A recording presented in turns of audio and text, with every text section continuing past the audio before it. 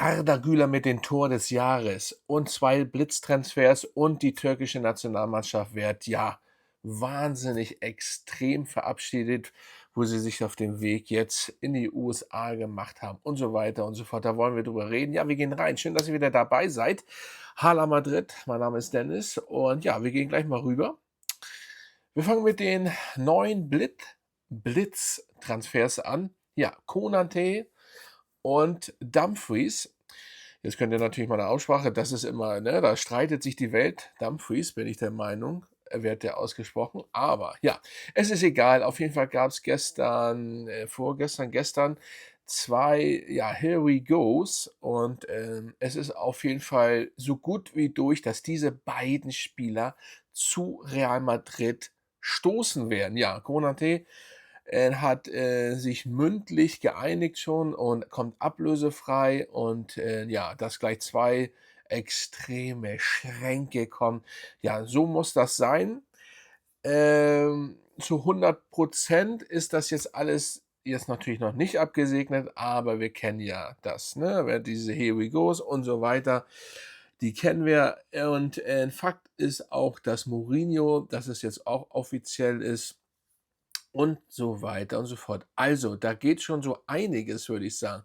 Was ich natürlich von diesen Transfers halte, ja, was soll ich davon halten? Also von zu Konate, da hatte ich ja schon vor Monaten, wo das Gerücht kam.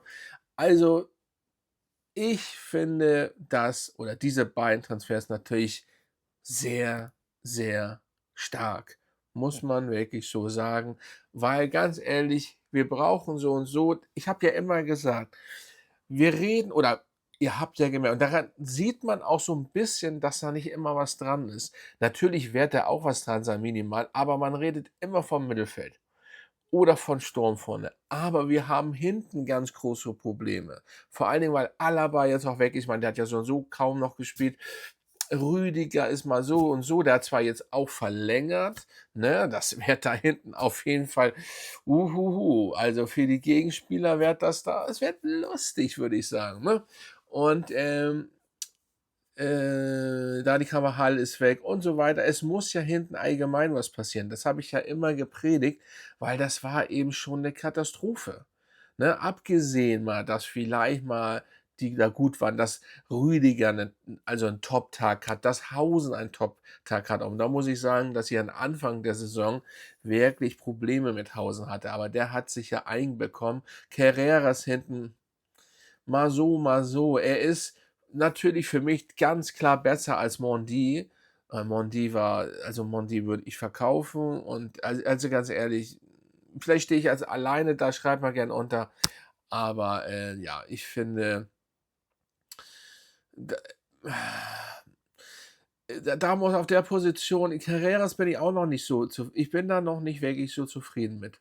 Wirklich nicht. Da fehlt mir manche Sachen und so, aber deswegen hinten und dann das und ich finde es auf einer Hinsicht finde ich's gut. Ich habe so 'n bisschen überlegt, er ist auch manchmal so 'n, wie soll ich sagen, Chaot, aber Rüdiger hat verlängert und wenn Rüdiger in Topform ist, auch geistig und überhaupt so mental oder dann ist er schon stabil da hinten. Und wenn man dann, ne, die beiden hier, Dumfries und Konaté sieht, was soll man sagen? Das ist schon stark, ne? Also, es muss aber vielleicht noch einer, bisschen was geändert werden und dann bin ich gespannt, was dann im Mittelfeld noch, ja, sage ich mal, so passiert. Genau, das dazu, das ist meine Meinung. Ihr könnt ja gerne runterschreiben, was ihr zu dieser Meinung und zu diesen Spielern haltet. Das würde mich interessieren. Das ist ja nun auch schon seit gestern durchs Internet gegangen, aber ich schaffe es eben auch ich habe nämlich auch ja noch viele andere Sachen zu tun, nicht immer sofort leider zu reagieren. Aber es ist auch eigentlich scheißegal, ob man das sofort macht, um irgendwelche Klicks abzugreifen. Ich mache es einen Tag später, daran seht ihr, ne? Also wieso sollte ich das nicht wiederholen? Ja, manche Videos werden dann wirklich nicht gut geklickt, was natürlich für mich als Creator sehr schade ist, aber trotzdem mache ich sie, weil ich schon vorher weiß, na, wär's wert das wieder. Aber ja, auf jeden Fall das dazu. Ich finde diese Transfers, wenn sie denn kommen zu 100 und das, wird dann auch ja bald geschehen, wirklich heftig und sehr, sehr nice. So, jetzt kommen wir mal zu der türkischen Nationalmannschaft und die, wie ihr sehen könnt, wurde ja wohl so extrem geil verabschiedet, würde ich mal sagen. Und, dementsprechend, ob da jetzt ich muss ehrlich gesagt, ich habe das Bild nur gesehen, Unterschrift, also alles was und habe das gleich reingenommen. Ich gesagt, da muss ich mal ganz kurz, drüber was sagen, weil das ist schon genial. Ob das jetzt KI ist, glaube ich nicht, kann ich mir nicht vorstellen, weil, verbessert mich bitte Freunde, ne, meine Freunde aus der Türkei, ich glaube nicht, dass das fake ist. Wenn nicht, ist natürlich sehr, sehr schade. Ich habe es einfach mal schnell genommen, das Bild, und dachte, Arda Güler und wenn die so verabschiedet worden sind, absolut genial. So gehört sich das. Ich meine, nach so langer Zeit oder weil sie ja zur WM fahren, finde ich das sehr, sehr nice. Und schaut euch das Bild an. Das ist doch, was soll man dazu sagen? Ne? So sollte man verabschiedet werden. Das ist ja eine positive Verabschiedung, weil sie fahren ja jetzt zur WM nach Amerika. Sehr, sehr geil mit dem Konvoi, die türkische Nationalmannschaft. Also, ja, was soll man da noch zu sagen? Richtig nice. So, und dann kommen wir natürlich zu Arda Güler immer noch oder wieder. Und er hat oder er wurde ausgezeichnet, die nächste Auszeichnung. Das ist übrigens alles für diese ganzen Blindgänger, die meinen, Arda Güler hat nichts drauf. Damit meine ich die richtigen auch in der Fußballwelt. Trainer, die nicht wissen, ob man ihn einsetzen soll und so weiter. Ja, das ist ein kleiner Seitenhieb an Ancelotti. Gerade der, aber der hat immer auf alte Gesetze eingesessen. Da kannst du kannst durch die Luft fliegen mit dem Ball. Trotzdem hätte er dich nicht eingesetzt. Ja, sehr, sehr schade. Und Arbeloa ausgewechselt und bla bla. Ja, das kennen wir, das Thema. Aber das Tor des Jahres, und ihr kennt das Tor des Jahres, ja. Ach, herrlich. Wir kommen ja immer wieder darauf zurück.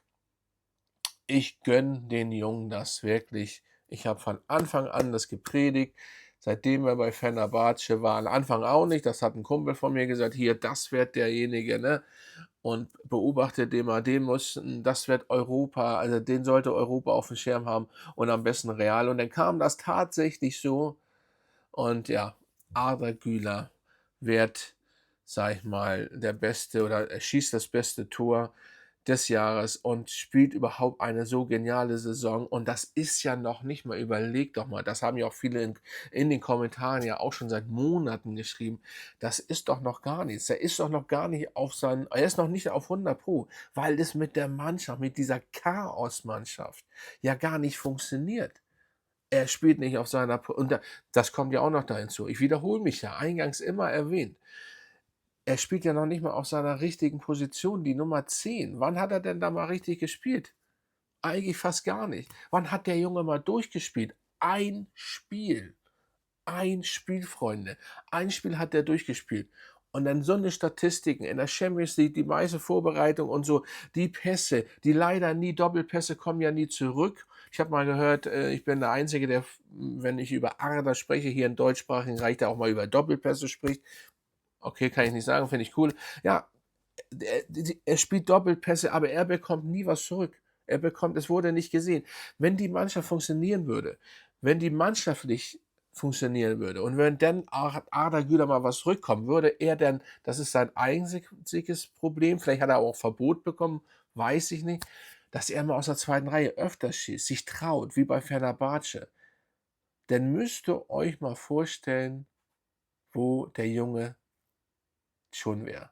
Natürlich, klar, als Lamine Yamal kann man natürlich machen, was man will. Der wäre natürlich trotzdem die Nummer 1. Und das ist jetzt kein Hate und kein irgendwie was weiß ich was, weil ich Real-Fan bin und Barca nicht mache. Nein, aber wenn ein Lamine Yamal, der das natürlich drauf hat, der Typ ist gut. Aber 300 Millionen kostet der. Also fast 300 Millionen, wenn man die von Transfermarkt.de nicht, sondern von Sky Sport, die haben ja diese anderen, Transfermarkt hat noch ein bisschen andere. I don't know. Er ist auf jeden Fall sehr, sehr teuer. Der teuerste. Warum? Ich kann euch das sagen. Und das ist nicht von mir und das ist auch kein Hate. Sei es Barca gegönnt, so einen Spieler zu haben. Aber er ist so hoch angesehen, weil er bei Barca ist. Warum kostet der eigentlich nicht schon 1 Milliarde mit 21? Und er wird auch die nächsten 300 Jahre den Ballon d'Or gewinnen. Aber nur, weil er bei Barca spielt und da Leute sitzen, die alten Herrschaften mit Anzügen, Alter, weil sie Barca-Fans sind oder bei Barca oder Vertrag. Ich habe keine Ahnung. Das ist ja das, was Perez auch, ich kann ihn da verstehen. So, es muss nicht jedes Mal ein Real Madrid-Spieler gewinnen. Nein, darum geht's doch gar nicht. Aber das mit Messi war auch schon 'ne Lachnummer. Nichts gegen Messi, aber Lewandowski hätte in der Zeit auch schon den Ballon d'Or gewinnen können. Nein, den haben sie ihm weggenommen. Dann kam Covid. Tja, und dann? Egal, Alter. Und übrigens, dass Messi immer noch in den Top 10 manchmal drin ist. Wo ist denn Ronaldo? Ist doch 'ne Lachnummer. Ronaldo, CR7, für mich der Beste vor Messi überhaupt. Waren, ich glaube, auf Platz 40 irgendwo. Von was reden wir hier? Messi ist immer noch unter den Top 10. Also, come on.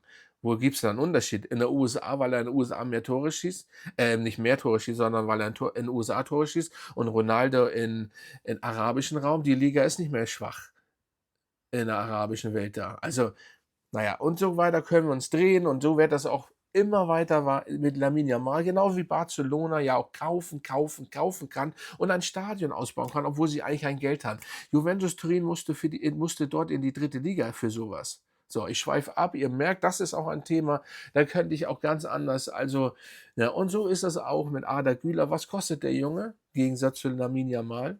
Was kann vielleicht kann Lamine Yamal mehr rumdatteln, rumfummeln, dies und jenes als Arda Güler. Obwohl, da wäre ich auch nicht mal, müsste man auch vorsichtig sein. Arda Güler kann auch einiges. Nochmal, er konnte es bis jetzt noch nicht so zeigen. Kann sein, dass Lamine Yamal dabei besser ist, aber, und dass er mehr Tore schießt als Arda. Heißt aber nicht, dass er der teuerste. Warum ist zum Beispiel ein Mbappé 11 Millionen günstiger geworden? Hä? Bei den Toren, hier das Zeichen hier, wie New York Knicks übrigens, haben in Finale, ich bin ja New York Knicks-Fan, haben im Finale, in den Finals, auswärts San Antonio heute Nacht geschlagen. Sehr, sehr nice. Das muss ich einmal ganz kurz hier erwähnen. Ja. Ja gut, ihr seht, schreibt mal in die Kommentare rein, was ihr davon haltet. Auf jeden Fall Arda Güler. Ich bin komplett abgeschweift. Ist egal, ihr kennt meine Meinung, meine türkischen Freunde kennen meine Meinung zu Arda Güler. Ob ich Fanboy bin oder nicht, ich sehe es trotzdem realistisch, aber der Junge ist nice. Ich habe ein Trikot, nicht umsonst. Arda Güler, top. Ja, ich meine, da kann man sich auch andere Namen hinten drauf machen, aber nein, ich habe mir Arda Güler, schön mit dem blauen Trikot, so gehört sich das. Dementsprechend, ja. Freunde, hype dieses Video, like dieses Video und folgt mir. Das wird mir auf jeden Fall weiterhelfen. Und weil von Anfang an lief der Kanal sehr gut, aber hier unten, es ist eben immer schwierig und auch anstrengend, erstmal dahin zu kommen. Und umso mehr Leute natürlich zugucken, umso mehr macht das für einen Creator und für mich natürlich mehr Spaß, wenn mehr Leute zugucken und so weiter und so fort. Ist doch ganz klar. Es geht gar nicht um andere Sachen. Es geht einfach auch darum, weil ich bin ein Mensch sehr nah an den Leuten dran. Es ist einfach so, dass ich das gern mag, und deswegen like dieses Video und verlinkt es und folgt mir. Ja, dementsprechend, ja, schreibt mal in eure Kommentare. Hier erstmal Arda Güler. Dann haben wir die Transfers, ne, kennen wir hier nochmal, und natürlich der Konvoi der türkischen Nationalmannschaft. Sehr, sehr nice. Und ja, das finde ich schon sehr geistig geil aus. Ne? Hoffen wir, wie gesagt, ich habe das schnell genommen, dass das kein KI ist, aber ich glaube nicht, auf jeden Fall nicht, dass das KI ist. Es wird ja viel heutzutage mit KI gemacht, aber das wird auf jeden Fall, glaube ich, kein KI gewesen sein. Ja, hätte ich vielleicht mal mehr lesen sollen, ja, aber wie gesagt, ich hatte viel zu tun und man muss dann, ne, jetzt mal wieder ein Video raushauen. Das letzte ist jetzt, naja, so lange ist es noch nicht her, ne? 2 Tage jetzt, nicht ganz. Ja, auf jeden Fall, ich freue mich. Bis zum nächsten Mal, Freunde. Hala Madrid, und wir wünschen natürlich der türkischen Nationalmannschaft und natürlich auch der deutschen viel Glück bei der WM. Meine Meinung dazu zu der WM und so weiter kommt auch noch demnächst.